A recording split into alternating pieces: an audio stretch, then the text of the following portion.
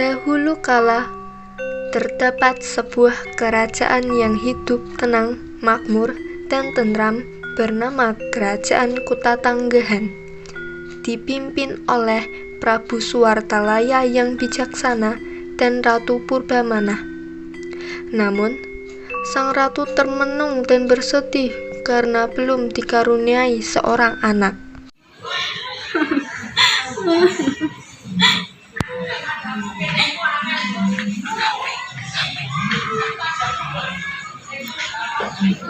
Sudahlah Dinda, jangan menangis terus seperti ini. Kalau Dinda bersedih terus seperti ini, Kanda juga bersedih. Bagaimana Dinda tidak bersedih, Kanda? Sudah bertahun-tahun kita berumah tangga, tapi tidak karunia anak. Baginda, supaya Ratu Purbamana tidak sedih terus, bagaimana kalau mengangkat seorang anak saja, Baginda? Barangkali bisa mengurangi kesedihan Ratu. Tidak, aku tidak mau punya anak angkat. Benar, nasihat. Bagi kami, anak kandung adalah lebih penting daripada anak angkat. Ratu Purbamana masih terus menangis. Sudahlah Dinda, jangan menangis lagi. Anda akan berusaha lagi. Anda akan pergi ke hutan dan bertapa agar tidak tempat dikaruniai seorang anak. Baiklah Kanda, jika memang Kanda harus pergi ke hutan untuk bertapa, baiklah Kanda. Dinda juga terus berdoa. Hati-hati Kanda. Lah Prabu ke hutan untuk bertapa.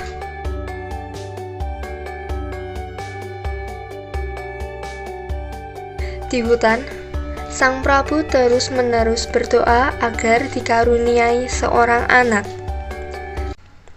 Beberapa bulan kemudian, keinginan mereka terkabul. Ratu Purbamana pun mulai hamil. Seluruh rakyat senang sekali. Mereka membanjiri istana dengan hadiah. 9 bulan kemudian, Ratu Purbamana melahirkan seorang putri. Putri kita cantik ya Dinda, dan sangat lucu. Iya Kanda, kita harus bersyukur akhirnya kita dikaruniai seorang anak. Iya Dinda, putri kita ini sangat cantik dan sangat menggemaskan. Oleh karena itu, bagaimana kalau kita menamainya Gilang Rukmini? Apakah Dinda setuju? Dinda setuju saja Kanda. Sesaat raja dan ratu sedang berbahagia, datanglah penasehat kerajaan. Ampun Baginda, ini dari rakyat mengirimkan beraneka hadiah untuk putri Baginda. Mereka terus bersukacita dan mengucapkan atas kelahiran putri Baginda. Baik, terima kasih penasehat. Namun sayangnya, sang putri tidak diasuh secara baik sehingga menjadikannya gadis manja dan tak segan berkata kasar untuk mendapatkan apa yang diinginkannya. Hari berlalu, putri tumbuh menjadi gadis remaja yang sangat cantik. Sang putri akan berumur 17 tahun dalam beberapa hari. Para rakyat memberi aneka ragam hadiah untuk ulang tahun sang putri.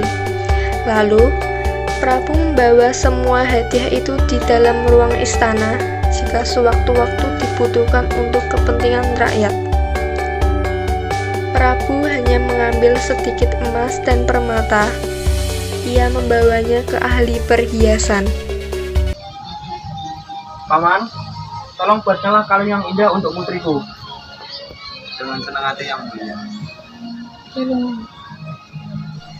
Beberapa waktu kemudian, akhirnya kalungnya pun jadi. Ini yang mulia, kalung yang kau minta. Apa kau menyukainya? Ini sungguh bagus, Paman. Lebih dari harapanku. Terima kasih. Hari ulang tahun pun tiba. Penduduk negeri berkumpul di alun-alun istana.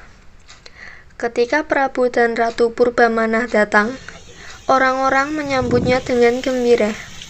Sambutan hangat semakin terdengar ketika putri yang cantik jelita muncul di hadapan semua orang. Semua orang mengagumi kecantikannya. Wah, cantik sekali ya Putri Prabu Suwartalaya. Iya, aku jadi iri melihatnya. Prabu telah membawa kalung yang cantik itu.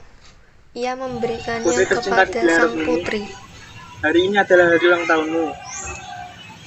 Aku persembahkan kalung ini untuk hadiah ulang tahunmu.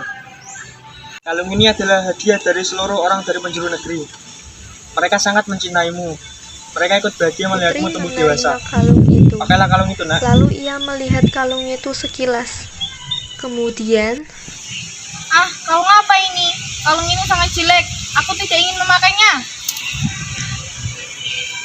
Kalung dari emas permata dibuang begitu saja. Sungguhku tak menyangka Putri Baginda berbuat seperti itu. kalung yang indah pun rusak. Seluruh rakyat yang hadir terkejut. Tak seorang pun bicara. Suasana hening. Tiba-tiba, sang ratu menangis melihat perilaku putrinya. Rakyatnya pun ikut menangis melihat sang ratu menangis. Akhirnya, semua meneteskan air mata hingga istana basah oleh air mata mereka. Ada air. Air. Hah? Tiba-tiba air ini menjadi kolam kecil. Bukan, ini banjir. Setelah kejadian itu, rakyat berteriak kebingungan, panik, ketakutan, dan tiba-tiba istana pun dipenuhi air bagai danau. Lalu, danau itu semakin besar dan menenggelamkan istana. Kemudian, terciptalah sebuah danau yang indah. Nama danau itu kini dikenal orang sebagai Telaga Warna. Warna itu berasal dari bayangan hutan, tanaman, bunga-bunga, dan langit di sekitar telaga. Namun, orang-orang mengatakan bahwa warna-warna itu berasal dari kalung Putri Gilang Rukmini yang tersebar di dasar telaga.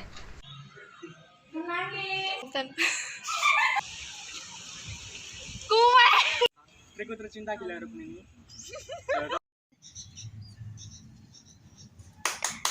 Hore.